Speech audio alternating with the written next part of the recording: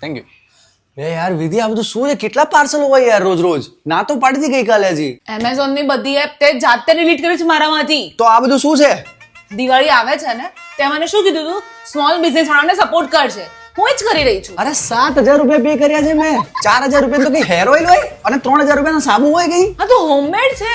Quality વાળી વસ્તુમાં તો આટલા જ રૂપિયા લાગે. અને હજી તું 2 ઓર્ડરમાં તો આવું બધું હોમ કરવા લાગ્યો છે. બીજા હજી 10-12 ઓર્ડર આવવાના બાકી છે. 12 ઓર્ડર?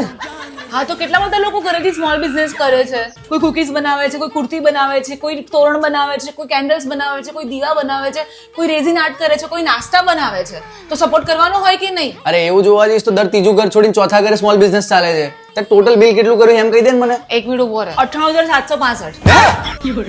બે તું લોકોની દિવાળી માટે આપણો દિવાળો કાઢવા બેઠી છે કે શું? આના કરતા તો ઓનલાઈન મંગાવતી એ જ સારું હતું. મેં તને તો બહુ વાંધા છે. કોકનું ઘર ચાલતું હોય તો તને શું વાંધો પડે છે?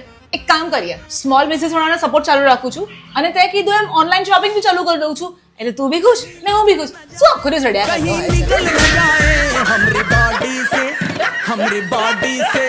हमरी बॉडी से प्राण रे